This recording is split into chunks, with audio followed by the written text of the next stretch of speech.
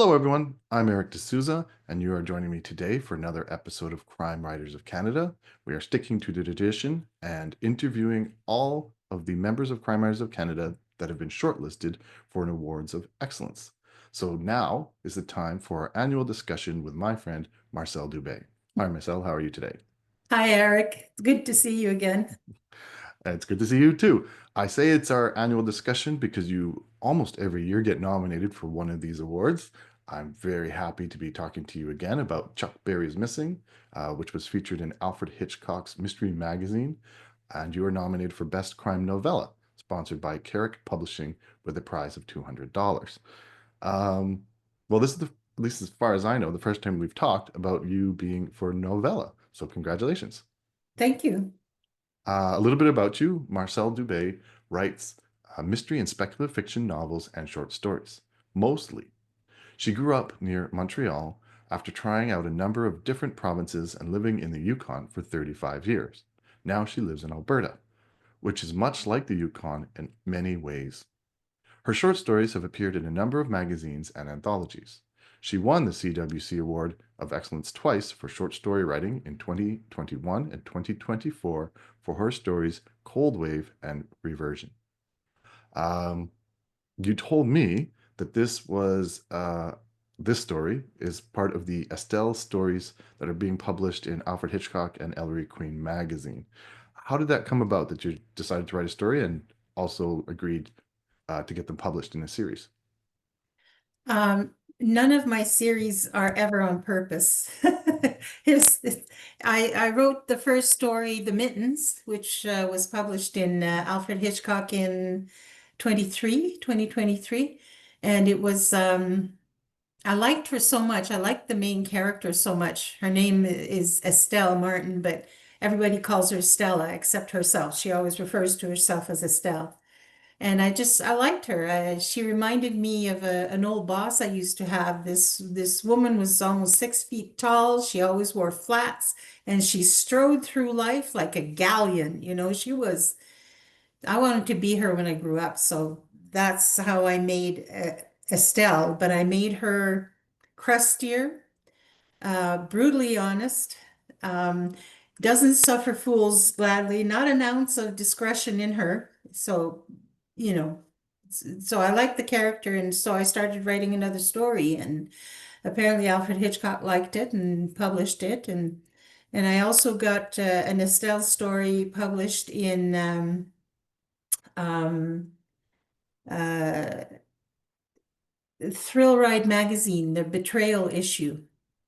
So and so I've got four published so far, and I've got two more in the hopper. So. It looks like I'm writing a story, a series of short stories, and I'm even playing around with the idea of, writing a novel, an Estelle novel. So, Lately, you seem to be thinking about writing novels, but not writing too many oh, I know, novels. right? They're there, they're on my computer, and every few months I go back and reread it, and I go, okay, I'm going to finish this, and nope, not so far. I'm just writing short stories. So, I know you have a tendency to write what you want to write, so that's always been your pattern, right? yeah, That's a good strategy. life is short. You should always eat dessert first. Um, I'm not familiar with how the magazine industry works. If in theory you ever wanted to take your stories back and self-publish them, can you do that? Oh yeah, I mean it all depends on the contract that you sign, but they all have a clause that says you can't do anything else, you can't do any reprints or anything for a period of 6 months or a year or whatever the contract says. And after that you can do whatever you want. So yeah, I could certainly collect them into a volume and sell them myself eventually. Uh, you also told me that one of your stories, No Title, No Clout, is going to be turned into a podcast for Mystery Hour. And I think Mystery Hour is a relatively new podcast. So you could tell us a little bit about the podcast and how it worked, and can other Well, people also get on it?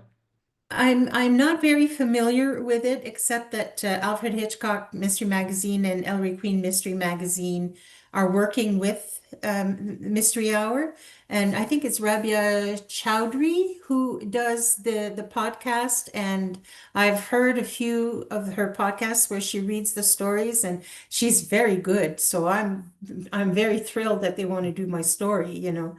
So yeah, I don't know how long they've been around, but I know that Alfred Hitchcock and Ellery Queen have been promoting them for the last few months. So I suspect that they had a different name before, and now they're called the Mystery Hour. So I see. Yeah, because they've popped up on my Facebook feed recently too. yeah. I was like, what is this? So I'm very happy that one of us is going to be featured on that. And you're going to have to tell me when it happens so that I can share that. I will let you know. You told me in the last pot or the last time we chatted that it's always easy to cut about 1,000 words and make a short story. This is a novella. Is there a reason why you decided not to cut those words and keep it the length that it is? No, it's just the way that felt right to me. I just there's I don't want you to labor under the illusion that I have plans. I don't have plans. I write what I feel like writing, and then I look at the story and I'll say, you're too fat. We're gonna have to skinny you up a little. And other stories I'll look at them and say, nope, I don't want to touch you. You're the way you're supposed to be. So What I got from this story is a very strong sense of place. And if you had wanted to cut anything, you could have done it there because it's very descriptive and it's almost like novel writing in the sense that like, oh, she's taking her time a little bit to describe where they are. And yeah. I enjoyed it. So I'm very happy that nobody came to you and said, I need you to cut 1,000 words because you would have lost that sense of place. Was that Yeah. important to you when you were writing it? Place is always important to me. Place feels like like essentially another character for me, especially if I'm writing about the Yukon, which is near and dear to my heart, right? So, uh, and Estelle is Yukon, and the Yukon is Estelle, so they fit together, and I wouldn't have wanted to cut it, I wouldn't have wanted to. I do also want to say it's a clever title. Chuck Berry's missing kind of gets your attention. Like, oh, something's going on. Like, what's going on with Chuck Berry? And you play with names a lot. And like, one of the characters is named Old Joe. And I was like, oh, that's a little derogatory, like, just a little bit. And then I found out why. So where did you come up with these names? They just come to me, like Chuck Berry. I just saw the character walking down the street, in my mind. And he was kind of half swinging to the Chuck Berry songs in his head. So that's where he came from. And usually I don't have fun with titles. Titles are hard for me, but this one just came. And Yeah, I'd say like looking at, I mean, some of the other ones, the King of the Visigoths, No Title, No Clout, Sky Lanterns, I guess a little bit more formal. Chuck Berry is missing is maybe a little bit more fun, but it's distinct and to the point. thank you. Well, let's talk about some of the other work. I mentioned a few other things, but I haven't got to read it yet. But I know you were in Crime Wave, your story Playing with Fire. So could you tell us a little bit about Crime Wave and a little bit about your story? Crime Wave is an anthology series from Sisters in Crime Canada West. And this one here is the third in the series. And they each have a theme. And this one here was I can't remember what the theme was, but anyways, my story is about a young woman and in a Manitoba small town, and she works for the newspaper, and she encounters a very dangerous person, only she doesn't realize that this person is dangerous. And she and her husband just unwittingly set off this terrible series of events. So that's what my story is about. Um, I've just really quickly looked up the book on Amazon, and it's Dangerous Games. Was that Ah, this one? that's right. That was it. Yeah. Yeah, Um, Dangerous Games. All the stories have feature a story that deals with games of some sort or another that turn out to be more dangerous than expected. uh, you were telling me that you were part of the judging, not your own book, not your own story, but one story that you came across you loved by Linda Sanche. Um, Yeah, and it's the been, electrician. and Yeah, I think other people agreed with you because it's been shortlisted for Best yeah. Short Story. What about that story did you like so much? Oh, it was just so grounded, if you'll pardon the pun, and real, you know. I mean, the characters just spoke to me, and I was just gripped by the story. And it's just she's a very good writer. I was quite impressed. I mean, there's a bunch of really good writers and good stories in the anthology, but the electrician just stood out for me. I'm looking forward to chatting with Linda. I haven't met her yet, so that should be fun. What are you working on? A thousand things? A novel. No, I'm pulling out. I I'm pulling out a bunch of short stories that I had started and never finished, and now I'm going through them and finishing them and sending them off into the wild to see how they do. But you know, I'm working on that Estelle novel. It's all in here. I'm working on it.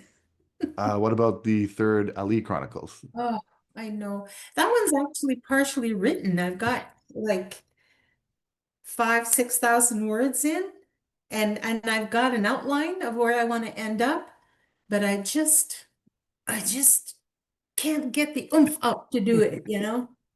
But it's there. I mean, I had a vision of the whole series for that the Alley Chronicles, and it would feature the siblings. Each of the siblings in turn would be featured in that story. And then it kind of got away from me, and I started realizing, oh, this is a lot more involved than I thought. You know, I'm going to have to do more research. And oh, I know many writers talk about doing research and how much they love it. Hmm. Well, that's not me. That is not me. I do not like doing research. I would just rather invent something. But, you know, sometimes you can't. You kind of have to go, well, all right, I know this happened, so I better go find out more about it. I'm the same camp as you. I The research? Yeah, I'm not a huge fan of it, and you could dig yourself such a huge hole that Yeah. you spend more time researching than like you find it interesting, so you keep on researching, and you're like, well, I'm not writing. My hat's off to nonfiction writers who research and research and research, but it's not me. I have a man I know, a writer I know, a very good writer, has his mantra is WIBO, which stands for Would I Be Better Off Writing? So that he applies that to every endeavor. Yes, but would I be better off writing? And most of the time the answer is yes, I would be better off writing. So yeah, thanks, Scott. That's good advice, Scott. All right. Once again, pleasure chatting with you, Marcel, and thank you for taking the time to do it. Well, thanks for your interest. I really appreciate it. And good luck. Thank you.